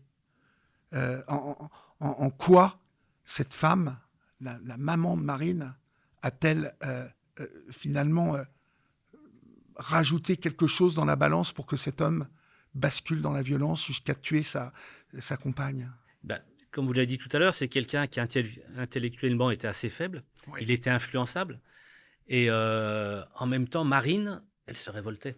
Oui. Elle se révoltait auprès de sa mère. Donc sa mère, ça la mettait en colère, ça la mettait dans tous ses états. Le jour du drame, il y a eu je ne sais pas combien de SMS, de coups de fil que sa mère a passé à Marine en disant t'as intérêt à rester avec lui, autrement je ne suis plus ta mère. Voilà. Il y avait des menaces, il y avait et toutes ces choses-là ont influencé son geste. Et oui, on légitimé. C'est pas elle qui l'a fait non plus. Voilà, ça l'a légitimé, ça l'a. D'où le fait quand il téléphone en disant voilà, j'ai fait ce que j'avais à faire, voilà, c'est fait, quoi. Oui, parce maintenant, que tu seras tranquille, quoi. Dans l'esprit étroit de Michael Valarché, c'est sûrement. Mais même si la mère de Marine dit qu'elle a tort, qu'elle doit rester avec moi, qu'elle a tort, parce que c'est ça, en fait. Donc j'ai raison. Puisque la maman me donne raison. Voilà. Elle l'a légitimé dans sa posture à lui d'homme digne et qui est dans son bon droit de retenir sa chose. Voilà. Hein. Et pour rendre heureux, on va dire ça, comme lui, il était heureux avec la mère de Marine, c'était s'il éliminait Marine, il était heureux parce que du coup, eux, ils étaient heureux parce que du coup, ça les perturbait, ça les mettait en colère, ça les mettait. Voilà. Et Marine perturbait leur vie. Pour lui, je pense que il pensait aussi que s'il perdait Marine, il perdait aussi la famille à côté. Et il allait se sentir isolé, ils allaient se sentir seuls. Et je suis persuadé, comme a dit l'avocat sur le deuxième procès, c'est pas la mère de Marine qui a tué Marine, mais elle y a participé. Elle y a participé, elle a validé, Voilà. quelque part, en tout cas, le désarroi. Voilà. Hein. En sachant ce qu'il avait dit, ce qu'il avait fait. Qu'est-ce qui ressort d'ailleurs des contours de la personnalité de Michael Lavarché? Voilà, c'est quelqu'un de très faible, quelqu'un voilà, qui est justement qui n'a pas de personnalité, qui se laisse emporter par le dernier qui a parlé, donc c'est une personnalité, on va dire, compliquée, renfermée, qui n'exprime pas ses émotions et qui va se laisser emporter par... qui perd le contrôle. Voilà. L'avocat était venu vous dire 24 ans, l'avocat de Lavarché était venu vous dire 24 ans, c'est bien, il ne fera pas appel, et pourtant, il va faire appel. Alors, voilà, nous, on savait qu'il avait 10 jours pour faire appel, ouais. Donc pendant 9 jours, on calculait quand même, parce qu'on savait que... Et surtout, on ne voulait pas revivre un procès, quoi. Donc, et le 10e jour, ben voilà, vous avez le facteur qui frappe à la porte, avec un recommandé. Et là, vous dites, vous avez tout compris. Et voilà, donc Michael Valarché donc, fait appel. Donc le procès, c'est tout à recommencer. Et donc, il garde le même avocat? Non, il a 2 autres avocats. Ouais. Il a 2 autres avocats. Donc le premier procès était à Carcassonne et le deuxième d'appel était sur Montpellier. Mmh. Donc après, on a appris que c'était sa mère qui lui avait demandé de faire appel. Il avait dit, si j'avais su, je n'aurais pas dû l'écouter. Pourtant, Michael Lavarché semble assez seul durant toute sa relation avec Marine. Sa famille est assez loin de lui. C'est au moment du procès où vous allez voir cette famille quand même l'entourer et bien le supporter. Voilà, Marine avait du mal à nouer des contacts avec cette famille. Ouais. On sentait que... Voilà, ils n'avaient pas trop de relations, pas trop de contacts. Et c'est au moment du procès où cette famille voilà, s'est ralliée un petit peu à Michael Valarché, comme si cette famille se mettait contre Marine, quoi. Ouais. Et donc, on a vraiment ressenti ça. Et en disant, c'est pas... S'il l'a fait, c'est pas de sa faute, c'est de la faute de Marine, quoi. Et c'était vraiment le message qui était passé au niveau du procès. Et je pense que Michael Valarché a renoué avec sa famille à ce moment-là aussi, où il s'en détachait, où il était... Ouais. À Carcassonne, il prend 24 ans. À Montpellier, il va en prendre 28, avec une peine de sûreté de 18 ans. Ouais. Donc peine plus lourde en appel, avec une peine de sûreté plus lourde aussi. Voilà. Alors, bien évidemment, je vais vous poser la question, mais ça soulage, ça, quelque part, de savoir que pendant 18 ans... le monstre qui a assassiné votre fille va être enfermé, ou finalement c'est un détail, mais qui, vous voyez, avec un peu de recul, ne compte pas tant que ça. C'est pas un détail, c'est le résultat d'un combat. Oui. Ça compte, mais en même temps, ça ramènera pas Marine. Donc, ça compte pas vraiment non plus en même temps. Mais ce combat, je l'ai mené après quand j'ai reçu le recommandé d'appel. Voilà, j'étais écroulé. Et là, c'est là où le rôle de la famille, des amis, alors il ne vous en reste pas beaucoup après un drame comme ça. Il vous reste des amis, mais c'est les vrais qui vont vous rester. Ouais. Les enfants, donc Léa et Marine, qui étaient importants, Caroline. Et il faut être entouré. Et à un moment donné, c'est Léa, donc ma fille, qui m'a dit, papa, il faut que tu te battes, quoi. Tu peux pas rester comme ça. Je peux pas te voir comme ça, je veux pas te voir comme ça. Et je veux pas qu'il se passe quelque chose, je veux pas de drame encore dans la famille. Je veux elle m'a dit, perdre. Ouais, elle m'a dit, bats-toi, papa, bats-toi. Oui. Et donc, j'ai dit à Léa, mais tu vois, on part de 24 ans, et je te jure, dans 2 ans, Léa, C'est pas 24 ans qu'il aura, c'est beaucoup plus. Donc là, je me suis battu, je me suis formé sur les violences faites aux femmes, je me suis formé sur les féminicides. Je fais des stages, j'ai passé des diplômes. Je suis allé voir des conférences, j'ai été voir des politiques, j'ai discuté avec eux, j'ai médiatisé un petit peu mon action. Mhm. J'ai voulu qu'on me connaisse, qu'on connaisse Marine, et puis qu'on connaisse Michael Valercher, quoi, ce qu'il Ouais. avait fait. Mhm. Et pendant 2 ans, voilà, c'était mon combat. Et on est arrivé au 2e procès à Montpellier. Donc, j'ai l'impression que même si vous avez déjà vécu un procès, ça revient au même, hein, vous retombez dans les mêmes circonstances.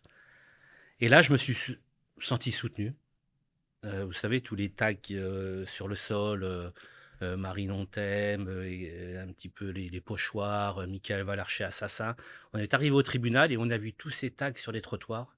C'est quelque chose qui vous serre ici et vous dites, mais on n'est pas seul, quoi. Ah ouais, On n'est pas seul. vous n'étiez pas seul. Ouais. Et à partir de là, je me suis dit, mais je pense que j'ai fait quelque chose de fort, j'ai gagné quelque chose, quoi.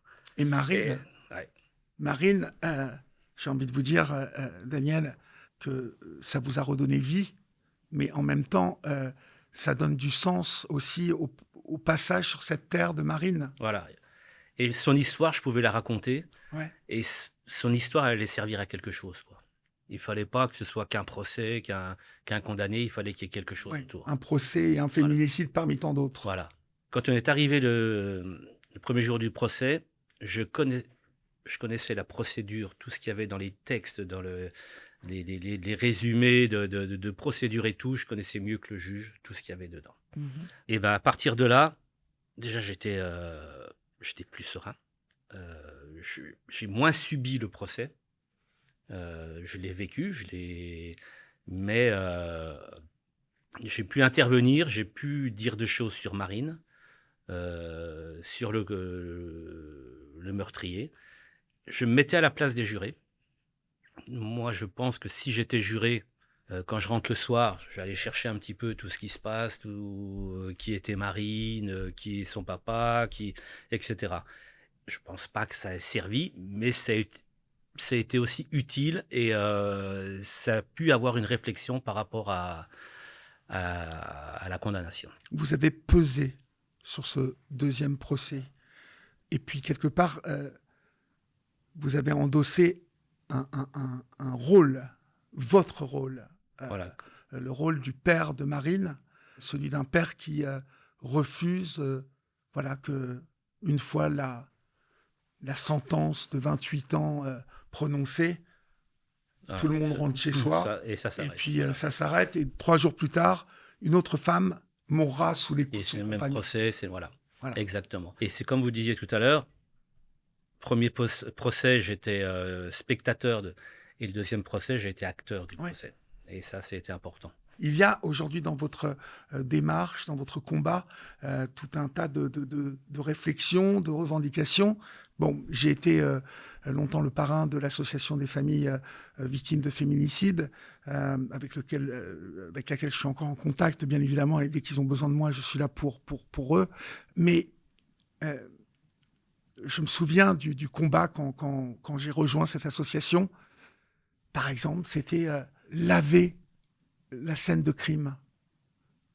Parce qu'au moment où je l'ai rejoint, c'était la famille qui, avec des seaux et des éponges, allait laver le sang de leur fille, de leur mère.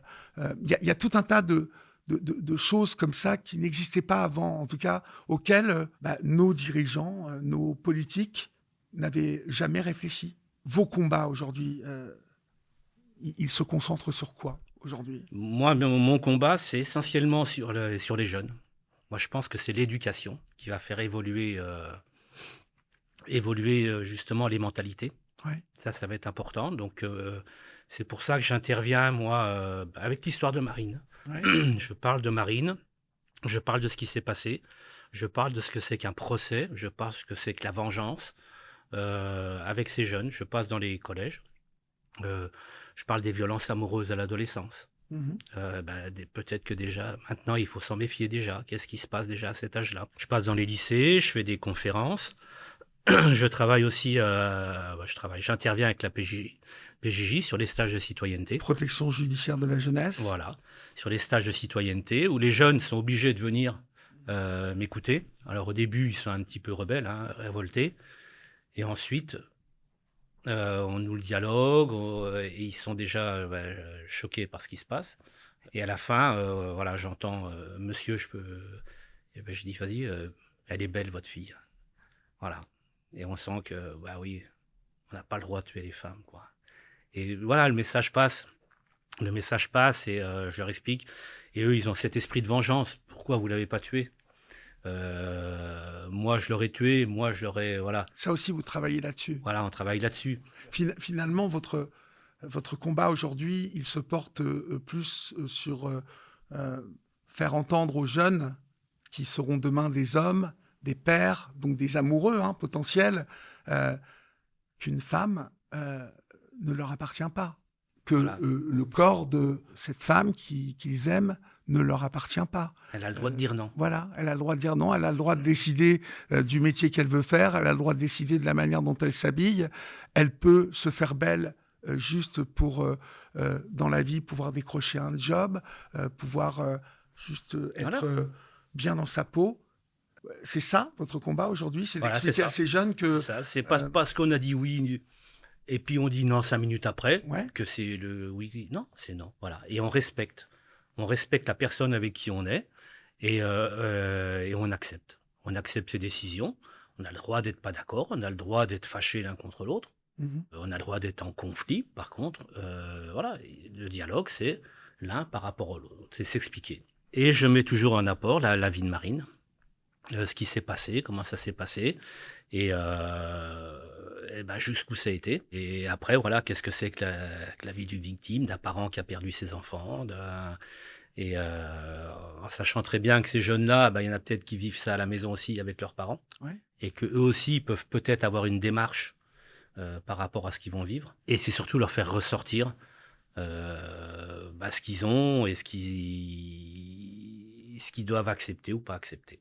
Et surtout au niveau des collèges, au niveau des jeunes, voilà, c'est un dialogue aussi, c'est leur présenter les différents cycles de la violence, comment ça commence, voilà, et que eux doivent s'en préserver avec leurs petits copains, et voilà, avec les petits copains, ils doivent accepter que leurs copines peut-être leur disent non, et que c'est d'accepter, et ça commence par là, le consentement.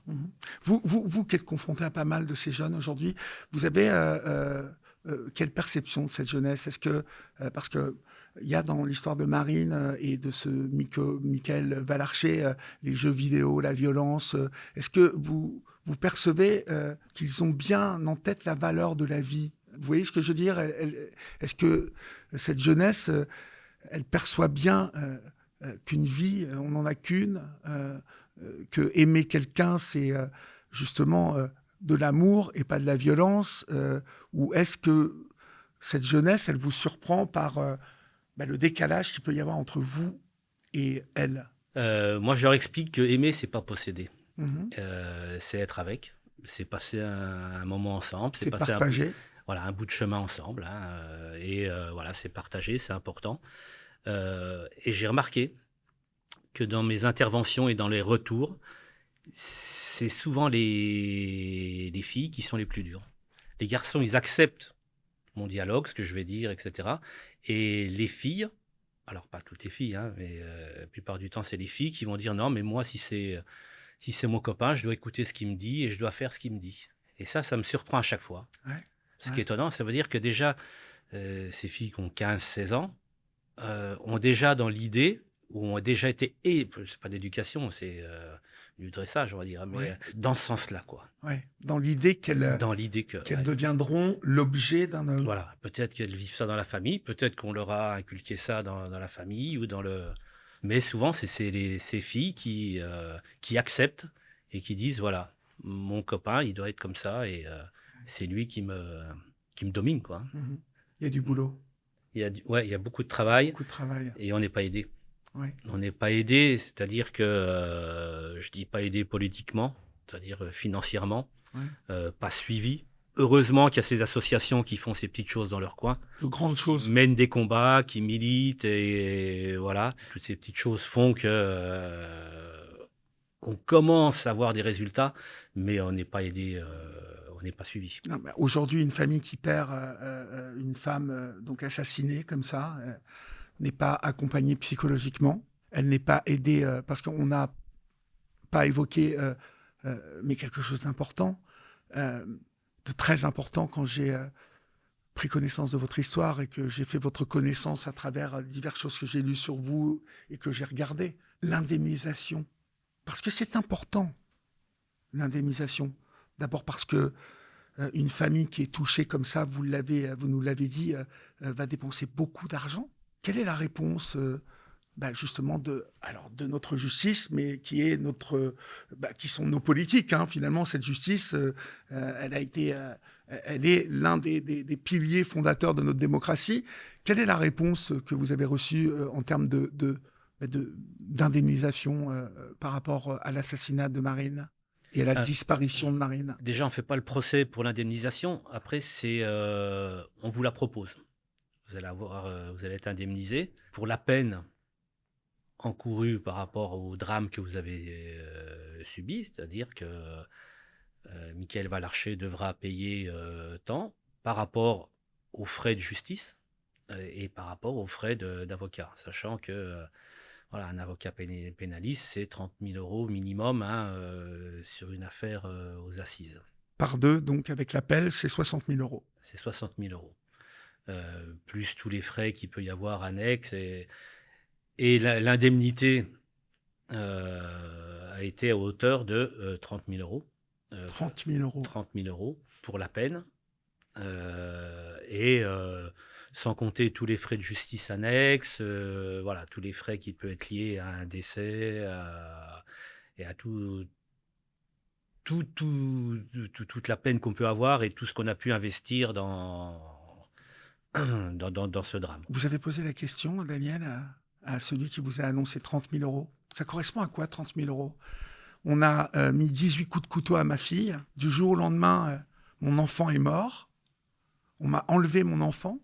On a assassiné mon enfant. J'ai dû payer 60 000 euros d'avocat. J'ai dû me rendre à 2 procès où, bien évidemment, j'étais à l'hôtel. J'ai dû payer l'inhumation. 30 000 euros, ça correspond à quoi, monsieur?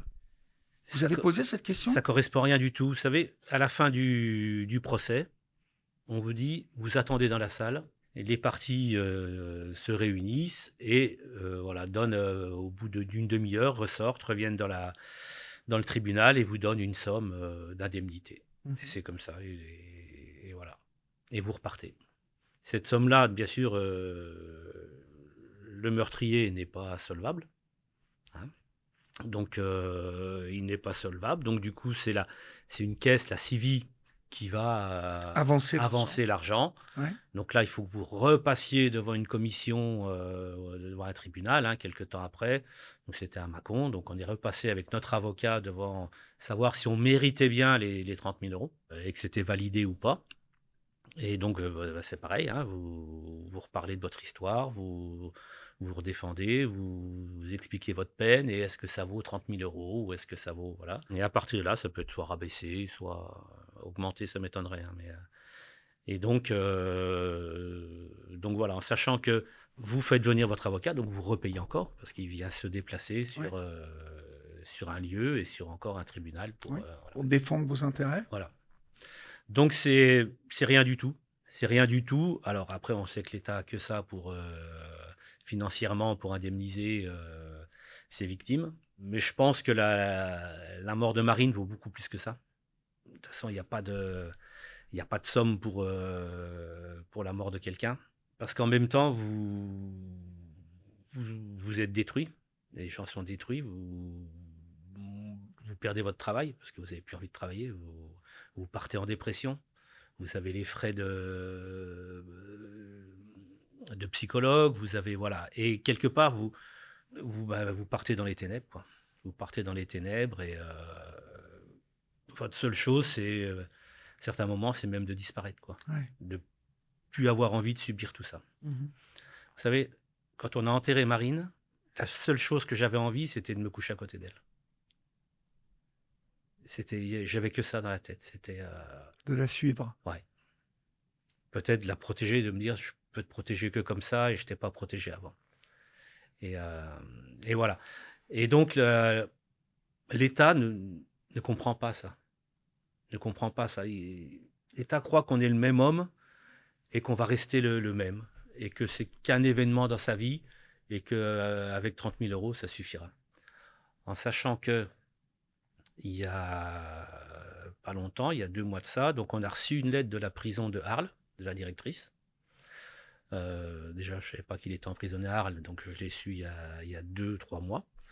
Michael Valarcher commençait à travailler, au bout de 10 ans, et il nous demandait notre RIB pour qu'il nous indemnise tous les mois de quelques euros pour arriver à indemniser des frais de justice, quoi. Donc, on a parlé avec Léa, avec Caroline, et on a refusé. On a refusé d'envoyer le RIB. On ne voulait pas, sur notre relevé de compte, avoir Michael Valarcher tous les mois. Le nom de l'assassin de votre fille. Voilà. Votre combat aujourd'hui, c'est aussi, bien évidemment, d'être dans la prévention. Donc, avec les jeunes, vous nous en avez parlé, et Dieu sait si c'est important aujourd'hui de parler à nos jeunes, de leur inculquer la notion de tout un tas de valeurs. Non, hein, quand une femme dit non, aussi ce que c'est qu'aimer, ce n'est pas posséder, aimer. Exactement. Il y a tout un tas de choses à leur inculquer. Mais si on est d'une manière plus globale sur la protection des femmes dans ce pays qui, je le répète, ne protège pas ces femmes. Parce que s'il y avait une vraie volonté de protéger les femmes aujourd'hui en France, c'est simple. On a les Espagnols à côté. On prend le modèle espagnol et puis on l'adapte tout simplement en France, où il y a une tolérance zéro pour les hommes violents. Encore une fois, il est important que je le répète, un homme qui frappe sa femme en Espagne, lui casse le nez ou voilà, la frappe, peut dormir en prison le soir même. Il peut être en garde à vue. Je peux vous dire, et vous le savez Daniel, que ça change radicalement les choses, que ça changerait radicalement les choses. Parce qu'aujourd'hui, en France, un gars qui sait qu'il peut mettre une tarte ou un coup de poing à sa fiancée ou à sa femme, et qui sait qu'il risque rien, qu'est-ce qui l'empêche en fait? Et on sait que la violence, elle commence souvent par... alors souvent, ça commence par une insulte, hein, et puis après, ça passe à une tarte. Et puis, c'est comme ça qu'on en arrive aussi à prendre un couteau un jour, parce qu'il n'y a plus de dialogue possible, parce que la femme qui est notre propriété en face nous résiste encore, et ces hommes-là tuent. Voilà. Et c'est souvent au moment où elle a envie de partir. Elle a compris que c'était le moment où elle allait partir, et la personne ne supporte pas que cette personne lui échappe. Oui. Donc, oui, mon combat, comme vous dites, il y a des choses de faites, mais il n'y a pas grand-chose de fait. Il y a de la formation dans les gendarmeries, au niveau de la police. Mais je pense toujours, moi, on m'a demandé d'intervenir auprès des hommes violents sur des stages obligatoires. Ouais. J'ai refusé. Déjà, je n'étais pas prêt. J'ai refusé parce que pour moi, on ne peut rien faire pour eux. Un homme qui est violent, il sera toujours violent avec ses femmes. Alors, on peut toujours faire quelque chose. Mais n'y a-t-il pas tout un tas de choses à faire avant que de s'occuper des hommes violents? Voilà. Et dans les moyens où on a, voilà, exactement. Dans les moyens qui doivent être dépensés en argent, parce que c'est de l'argent dont on... Et on revient à ce qu'on disait tout à l'heure, on va plus travailler sur les coupables que travailler sur les victimes. Mmh. Et du coup, c'est eux qu'on va essayer de remettre un petit peu, on va mettre les moyens, et on ne va rien faire sur les femmes qui ont été battues, ou on va faire moins de choses. Il y a des choses qui devraient mettre en place, c'est-à-dire que ce qu'on voit, c'est, comme on a dit avec Marine, c'est-à-dire qu'elle n'a pas porté plainte, eh ben on va laisser comme ça. S'il n'y a pas de plainte, nous, on ne peut rien faire, et on vous laisse vous débrouiller, en sachant très bien où ça va aller. Alors que il n'y a pas de dépôt de plainte, il y a violence, comme vous dites, on sort, on emprisonne, et c'est là, et on protège. Et on ne protège pas ces femmes, on ne les protège pas assez. Mais vous savez, Daniel, j'ai malheureusement eu à recueillir la parole de parents comme vous, dont les enfants, des femmes, hein, avaient porté plainte, avaient déposé les mains courantes parfois 2, 3 fois, et malgré cela, elles sont mortes. Alors pourquoi ? Moi, j'en reviens à penser que c'est une histoire d'argent. Parce que mettre quelqu'un en garde à vue et puis ensuite déférer quelqu'un, hein, le mettre en prison, ça coûte de l'argent. Alors, est-ce que le calcul, il n'est pas vite fait, finalement ? Parce que à peu près une femme tous les 3 jours meurt sous les coups de son compagnon ou de son mari. Ou, finalement, ça fait un ratio qui est très vite calculé. Si on mettait en prison tous les hommes violents, et on sait qu'on a déjà un problème de surpopulation carcérale. Exactement.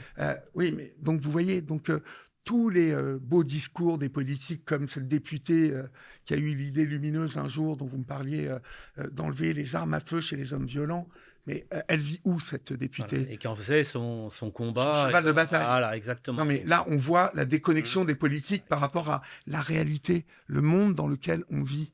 Le monde dans lequel on vit, il est peuplé de tout un tas de gens bien, de tout un tas de gens qui ont des valeurs, qui ont une éducation. Mais il est peuplé aussi de monstres, de sauvages. En tout cas, de mecs qui sont capables de frapper, de violenter leurs femmes, qu'ils considèrent comme étant leur propriété. Et c'est ces animaux-là qu'il faut bloquer, qu'il faut dresser. Et on ne les dressera et on ne les bloquera qu'avec un appareil législatif ferme. Tolérance zéro. Exactement. Et tant qu'on n'aura pas compris, ou les politiques n'auront pas compris la détermination de ces personnes-là, on n'y arrivera pas. La détermination, oui. Et ça passe par là.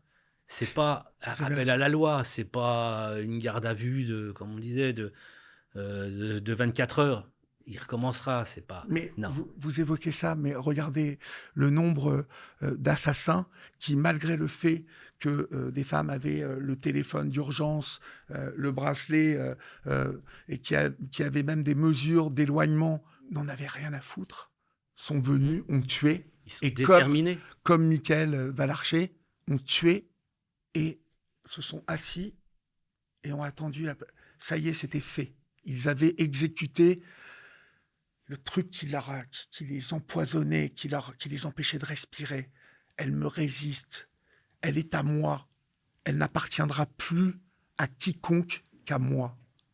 Je vais me l'attribuer pour l'éternité. C'est ça que Mickaël Valarcher a fait en tuant Marine ce jour-là. Et s'il ne l'avait pas fait ce jour-là, il l'aurait fait après. Quelles sont les mesures ? Alors, on a parlé des mesures les non-mesures, de la non-protection de nos femmes en France, mais l'après. Est-ce que dans 8 ans, lorsque Valarcher va sortir de prison, est-ce qu'il y a des mesures qui lui imposent, j'allais parler de dignité, mais par exemple, qui l'empêchent de vous approcher, qui l'empêchent d'approcher les enfants, qui l'empêchent d'aller sur la tombe de Marine, qui l'empêche, encore une fois, de continuer à vous empoisonner la vie. Parce que ça fait partie, vous me parliez tout à l'heure de « je vois un couteau, je pense à Marine ». Je sais que quand vous voyez un chien, vous pensez à Marine. Exactement. Valarcher, il est dans votre tête, à vie. Voilà. Est-ce que quand il va sortir de prison, il y a quelque chose qui l'empêche encore de venir vous empoisonner la vie ? Alors, déjà, je veux dire, c'est une angoisse permanente de savoir... moi aussi, je coche les années où il va sortir et chaque année passée, c'est une année de moins donc pour lui. Et moi, j'ai cette angoisse, bien sûr, de le croiser, de le rencontrer, de le croiser au cimetière sur la tombe de Marine. Ça, c'est une angoisse qui... il ne devrait pas avoir le droit de venir sur la tombe de Marine. Et il n'y a aucune mesure qui est mise en place par rapport à ça, de protection des victimes, en disant qu'il n'a pas le droit de nous approcher, il n'a pas le droit d'approcher la tombe de Marine, il n'a pas le droit d'être dans le département.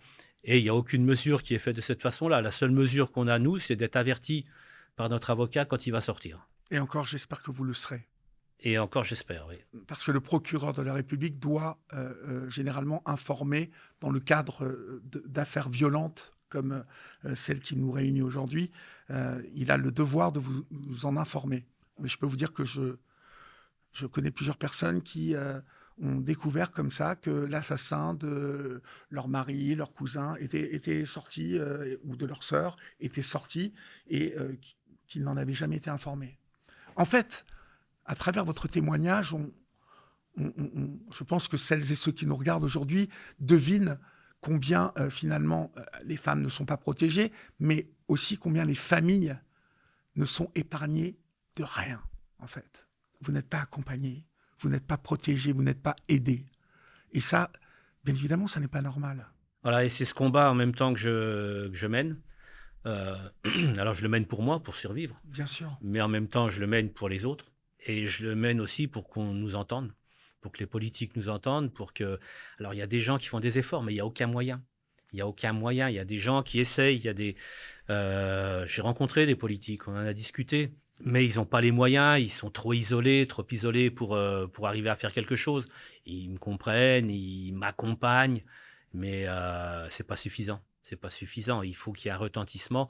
Il faut que ces personnes qui sont violentes, ces hommes violents avec ces femmes, il faut qu'ils comprennent que c'est pas eux qui ont la loi, c'est pas eux qui ont raison, et que bien sûr qu'il faut prendre le modèle de l'Espagne, bien sûr qu'on a un pays qui est juste à côté et qui a obtenu des résultats fantastiques. Voilà, mais ils ont mis les moyens. Ils ont mis les moyens. Voilà, et c'était une volonté politique d'aller dans ce sens-là. Nous, on met quelques brindilles de temps en temps et on dit, tiens, on a fait quelque chose. Mais on voit très bien dans les chiffres que ça ne baisse pas. Voilà, on est sensiblement toujours au même chiffre. Hein, donc, on est au même chiffre, Daniel. Donc, et encore, je vais vous dire, parce que ce chiffre de féminicide dont on parle et qui reste très important en France et qui traduit vraiment la discussion que nous venons d'avoir, c'est-à-dire finalement... Je vais vous dire, quand Chapat a été ministre je ne sais plus, elle était ministre un ministère qui s'occupait de la protection des femmes, Marlène Chapat. Ouais. Elle avait organisé à un moment une grande réunion, un grand colloque. C'était je vous parle de ça il y a 5-6 ans. Hein. Mais depuis, rien n'a changé pratiquement. Mais non. Rien. Alors que c'était la cause du couple Macron lors de son premier quinquennat. Rien n'a changé. Vous parlez avec, je veux dire, moi, mon bras droit, mon assistante, elle me dit que tous les jours dans la rue, elle est importunée par des mecs qui se permettent des choses violentes. C'est violent quand on marche dans la rue et tout à coup d'être suivi, d'être abordé, et puis parce qu'on ne répond pas ou parce qu'on répond, d'être insulté de pute ou de salope. La violence, elle commence là. Tant que dans sécurité. Exactement. Et tant que dans ce pays, on n'aura pas imposé une tolérance zéro par rapport à ce que doit être le comportement d'un homme par rapport à une femme, nous aurons toujours le même niveau de violence et on aura toujours le même nombre de femmes qui meurent sous les coups de leur compagnon ou de leur mari. Mais on ne parle pas aussi de ce chiffre de toutes ces femmes qui se suicident parce que c'est devenu leur seule issue d'échapper à leur bourreau. Et en même temps, c'est aussi une façon de l'homme violent d'amener à tuer sa femme. Ça, c'est quand même une bonne chose. C'était reconnu quand même par la loi il n'y a pas si longtemps que ça, avec Yael Mellul. Oui.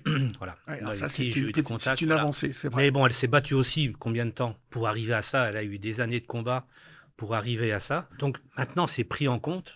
Voilà, le suicide forcé est pris en compte comme étant un féminicide. Voilà. Et il faut aussi un documentaire sur Netflix concernant une grande star du rock français pour que tout à coup, il y ait une prise de conscience générale sur ce que c'est que l'enfer qu'une femme peut vivre et comment elle peut être amenée à mettre fin à ses jours parce que elle est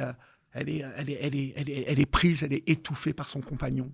Donc il y a du boulot, Daniel. Il y a du boulot et au début on croyait que ça arrivait qu'aux familles, on va dire socialement un petit peu limitées, et on se rend compte que c'est tous les milieux. Mais exactement, il n'y a pas que ces femmes. Ouais, il y a des loups dans tous les milieux. Mais nous continuerons le combat ensemble, hein, Daniel. D'ailleurs, si vous-même vous avez une histoire à nous raconter, un combat que vous menez suite voilà, à une épreuve que vous avez traversée. N'hésitez pas, nous sommes là, ici, pour que dans ce monde, en tout cas, ce monde d'Olivier, on évoque ces histoires, mais qu'on ait une vraie réflexion autour de ce qui pourrait être fait et pourrait avancer pour protéger les femmes de ce pays, les enfants de ce pays, parce qu'on peut faire avancer les choses. Et comme je vous l'ai dit, il n'y a pas d'intermédiaire là entre vous et nous. Il n'y a pas de diffuseur, de politique, de personne qui décide. C'est vous, le public, qui êtes là. Alors, venez, rejoignez-nous, militez avec nous pour raconter vos histoires, pour que tout le monde prenne connaissance de cette violence, et puis aussi de tous ces hommes, tous ces prédateurs qui empiètent sur la liberté de Daniel, qui est là, de Marine, qui n'est plus là, et puis de toutes ces femmes, de tous ces enfants qui méritent de vivre leur vie normalement, calmement. Voilà, je vous remercie 1000 fois. On avait encore plein de choses. Vous reviendrez peut-être nous voir. Alors, merci de m'avoir invité. Déjà, ça sera avec plaisir. Merci 1000 fois, Damien, en tout cas, d'être venu. Et merci à vous. Et puis, force. Merci beaucoup et à bientôt. À vous. À bientôt, au revoir. Merci de nous avoir écoutés. Continuons le combat ensemble.